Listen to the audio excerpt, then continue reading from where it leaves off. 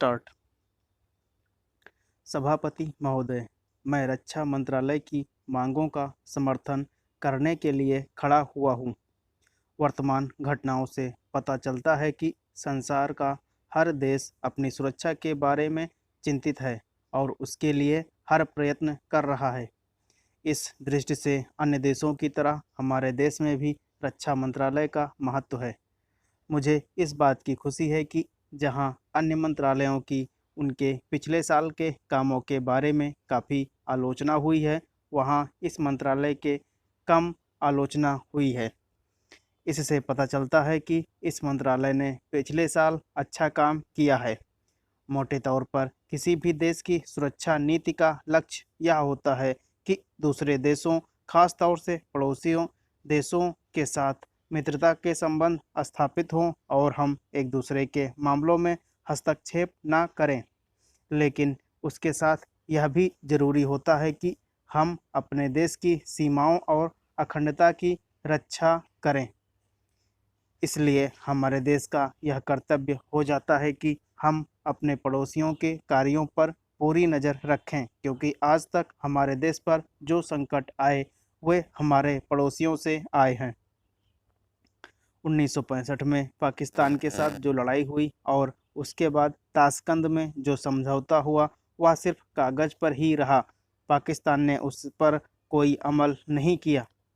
इस दृष्टि से बहुत ज़रूरी है कि हम अपने देश की सुरक्षा की हर तरह से व्यवस्था करें। हमारा उद्देश्य दूसरों पर आक्रमण करना नहीं है, लेकिन यदि हम पर कोई आक्रमण करे तो हम में इतनी शक्ति अवश्य होनी चाहिए कि हम उसका डटकर सामना कर सकें। आप जानते हैं कि पिछले दिनों पाकिस्तान को अमेरिका और चीन से काफ़ी मदद मिली है। रक्षा मंत्रालय की रिपोर्ट में भी कहा गया है कि पिछले साल अमेरिका ने पाकिस्तान को 1500 करोड़ रुपए की फौजी सहायता दी है।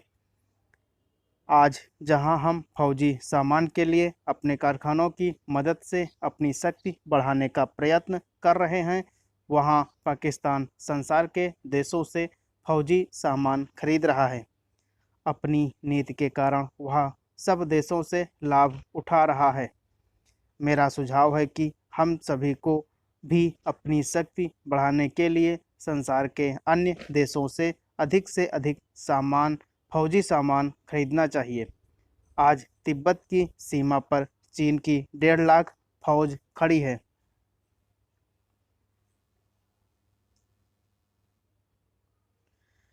सभापति महोदय, प्रतिदिन छोटी मोटी झड़पें होती रहती हैं। हमारी फौजें बड़े उत्साह से उनके मुकाबले में खड़ी हैं और उनके हौसले बहुत ऊंचे हैं। लेकिन हमारी सरकार का भी यह कर्तव्य है कि उनके हौसले को कभी गिरने न दे। उन्हें हर तरह की सुविधा प्रदान की जाए जिससे उनका आत्मविश्वास बढ़े। मैं मंत्री महोदय से अनुरोध करूंगा कि सरकार अपनी नीतियों के प्रचार का काम ठीक प्रकार से अपने फौजों से करे, उनको अच्छे अच्छे हथियार दे। अनुसूचित जातियों और आदिवासी जातियों के आयुक्त जो अपना प्रतिवेदन प्रस्तुत किया है, उस प्रतिवेदन को देखने से यह प्रतीत होता है कि इसको तैयार करने में उन्होंने बहुत परिश्रम से कार्य किया है। इसके लिए मैं उनको और उनके सहयोगियों को धन्यवाद देता हूं, परंतु साथ ही साथ इस प्रतिवेदन के संबंध में कुछ आवश्यक निवेदन भी करना चाहता हूं। पहली बात तो यह है कि इस प्रतिवेदन को देखने से ऐसा प्रतीत होता है कि इन कार्यों के लिए जिस धन का उपयोग होता है वह 3 साधनों से उपलब्ध होता है: केंद्र सरकार द्वारा, राज्य सरकारों द्वारा और कुछ गैर सरकारी संस्थाओं द्वारा। प्रतिवेदन के अनुसार जितना धन इन कार्यों पर व्यय करने के लिए दिया जाता है, उतना धन पूरी तरह से व्यय नहीं हो पाता।